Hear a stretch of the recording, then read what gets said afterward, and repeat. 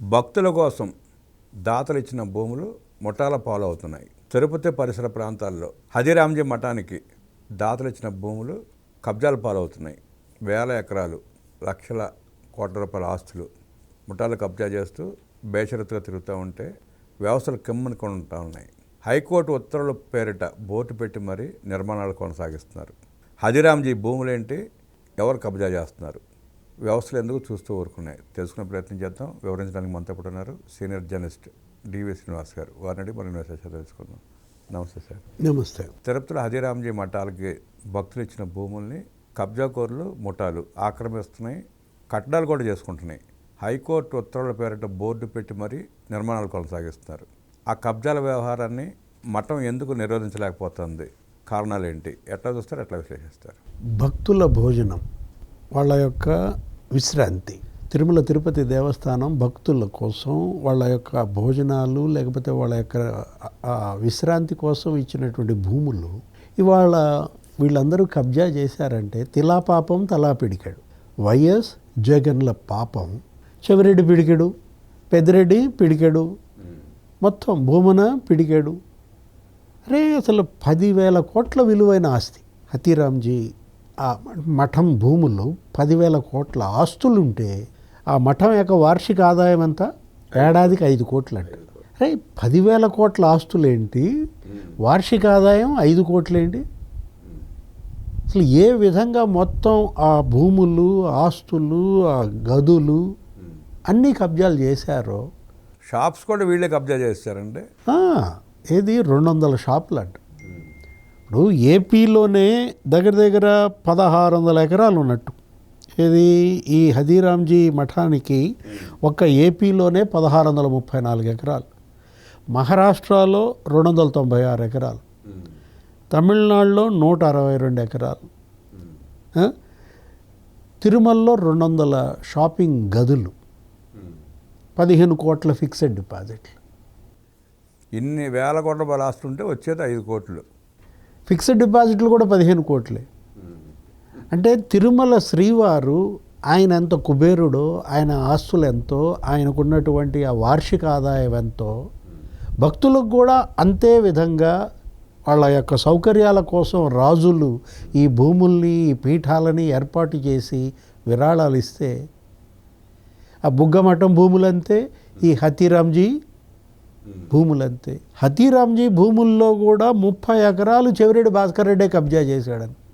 ఇప్పుడు ఆ తుమ్మల కుంటలో అసలు 2.5 ఎకరాల్లో భార్య పేరుతో గెస్ట్ హౌస్ కట్టించాడని తెలుగుదేశం పార్టీ అప్పట్లో అచ్చెన్నాయుడు అతను భాస్కర్ రెడ్డి కాదు భూ కబ్జా రెడ్డి అన్నాడు.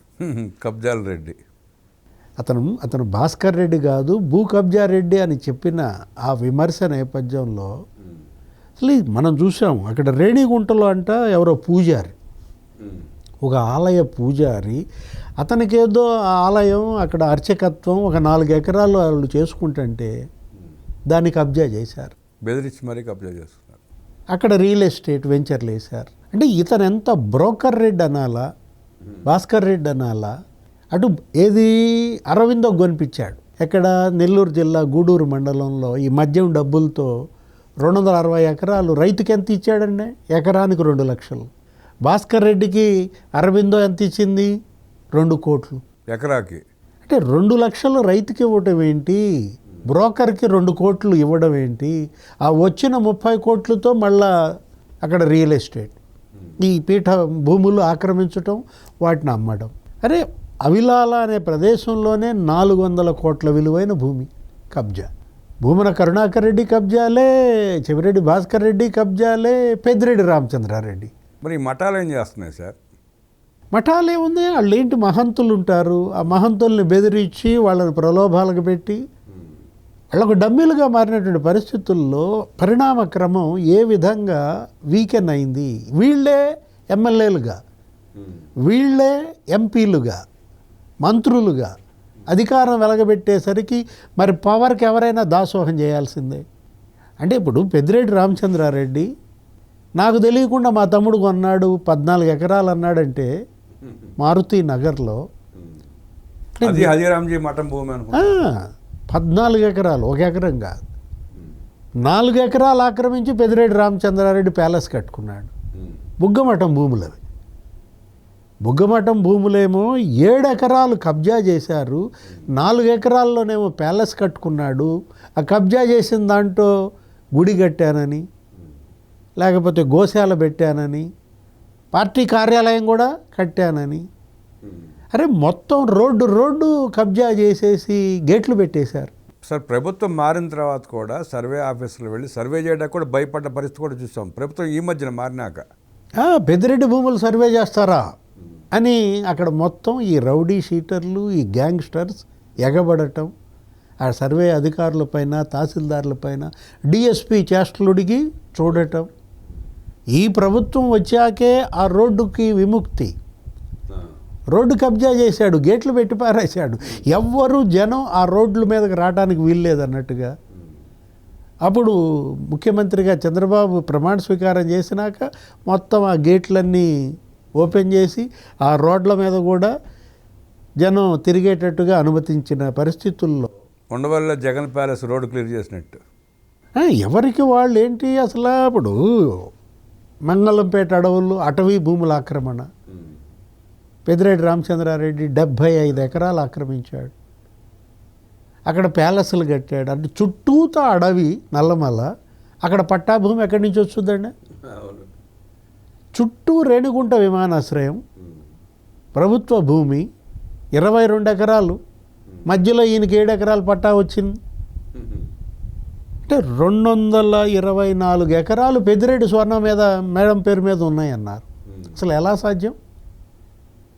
రామచంద్రారెడ్డి పేరు మీద 23 ఎకరాలు, మిథున్ రెడ్డి పేరు మీద 42 ఎకరాలు. ల్యాండ్ సీలింగ్ వర్తించదా? ఆ రోజు మీడియాలో వచ్చిన కథనాలు చూస్తే జనం ఆశ్చర్యపోయినటువంటి పరిస్థితి. అంటే ఒక బకాసురులుగా ఎలా మారారు? అటు పేదల భూములు ఆక్రమించారు, అసైన్డ్ భూములు ఆక్రమించారు, దేవాదాయ భూములు ఆక్రమించారు, చివరికి మఠం భూములకు కూడా మరి కబ్జా చేసే కక్కుర్తికి పాల్పడ్డారంటే ఎవడికాడు ఎస్టేట్.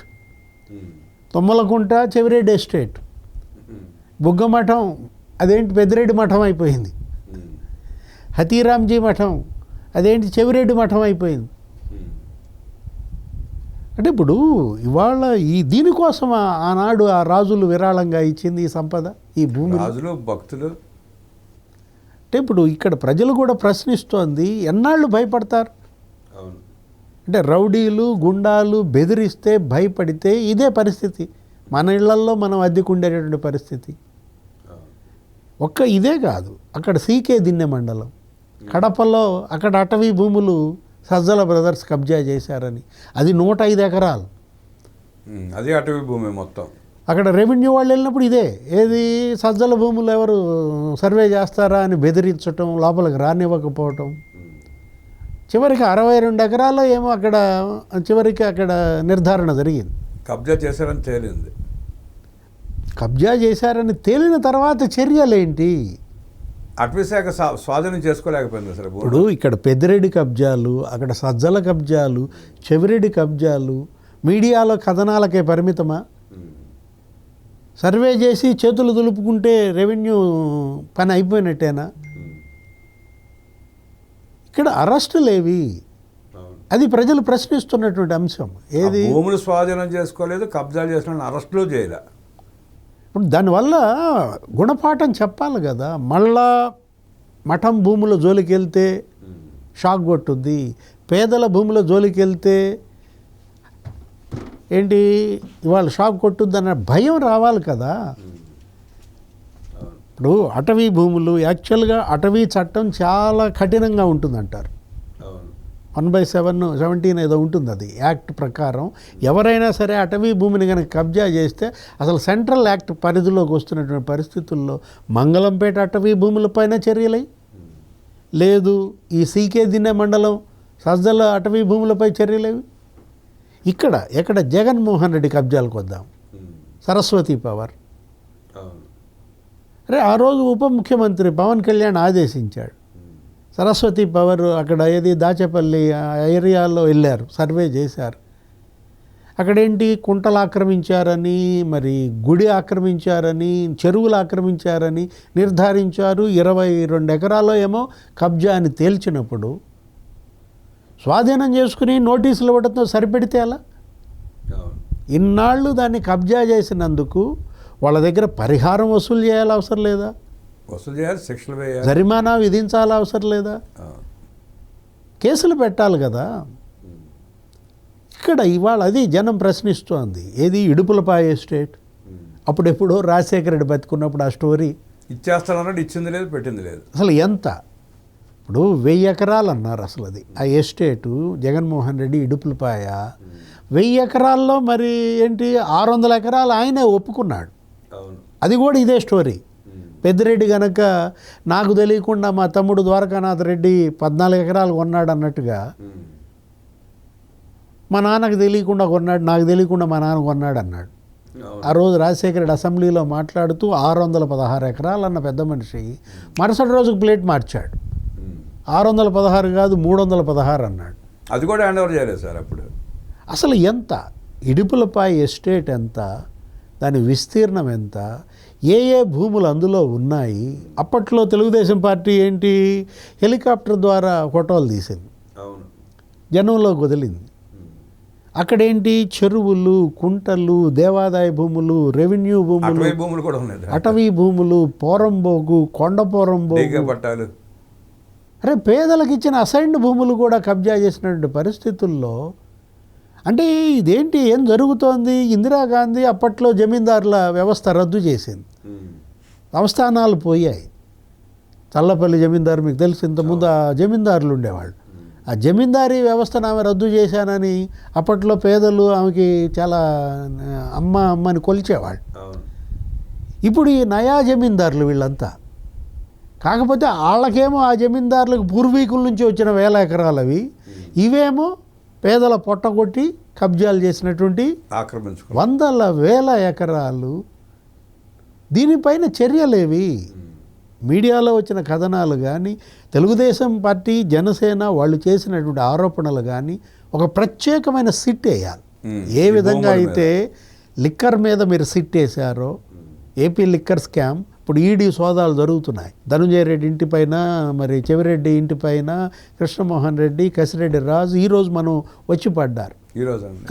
ఈడీ వాళ్ళు వచ్చి మొత్తం సోదాలు చేస్తున్నటువంటి పరిస్థితుల్లో అక్కడ SIT, special investigation team, Rajasekhar Babu ఏ విధంగా అయితే లిక్కర్ స్కామ్ భరతం పట్టాడో, లేదు గంజాయి మాఫియా భరతం అక్కడ ఈగిల్ ఆకే రవికృష్ణ ఎలా అయితే ఇవాళ కొలిక్కొచ్చిందో, గంజాయి మాఫియా నుంచి ఆంధ్రప్రదేశ్ను విముక్తం చేశారో, లిక్కర్ మాఫియా భరతం పట్టారు, గంజాయి మాఫియా భరతం పట్టారు. ల్యాండ్ మాఫియా సంగతి ఏంటి? భూమి మాఫియా కూడా తేల్చాలి. ఈ ల్యాండ్ మాఫియా జగన్మోహన్ రెడ్డి హయాంలో, రాజశేఖర రెడ్డి హయాంలో, ఈ 10 ఏళ్లలో జరిగిన భూ కబ్జాలు మొత్తం గుట్టు బయట పెట్టాలంటే, దోషుల్ని కఠినంగా శిక్షించాలంటే, ఆ భూములు మళ్ళీ పేదల పరం చేయాలంటే ఒక స్పెషల్ ఇన్వెస్టిగేషన్ టీం వేయాలి. ఎందుకంటే అప్పట్లో మీకు తెలుసు ఆయన ఎవరు, సమారియా. ఆయన అక్కడ మదనపల్లి వెళ్ళారు. మదనపల్లి వెళ్ళినప్పుడు ప్రిన్సిపల్ సెక్రటరీ ఆయన ఏంటి అక్కడ ఒక 3 రోజులు ఉంటే 3 రోజుల్లోనే 3000 వినతి పత్రాలు వచ్చాయి భూ కబ్జాల పైన. మదనపల్లి అదే ఫైల్స్ తగలబెట్టిన కేసు. పెద్దిరెడ్డి రామచంద్రారెడ్డి ఒక ఆర్డీఓ సస్పెండ్ అయ్యాడు. ఇప్పుడు 3-4 ఆఫీసర్లు సస్పెండ్ చేస్తే సరిపోదు కదా. అక్కడ పెద్దిరెడ్డి రామచంద్రారెడ్డి అక్కడ 4 నియోజకవర్గాల్లో పుంగనూరు, తంబళ్ళపల్లి, మదనపల్లి, మొత్తం 4 నియోజకవర్గాల్లో 15 మండలాల్లో 20,000 ఎకరాలు కబ్జా అన్నారు. ఏమైంది? ఆ 20,000 ఎకరాలు ఇడిపించారా? ఆ కబ్జా చేసిన వాళ్ళని శిక్షించారా? ఆ భూములు మళ్ళా పేదల పరం చేశారా? ఇవాళ జనం అడుగుతున్న ప్రశ్నలు. మిమ్మల్ని నెత్తిన పెట్టుకుని మిమ్మల్ని కూటమి ప్రభుత్వం తెచ్చుకున్నదే ల్యాండ్ మాఫియా బాధితులు.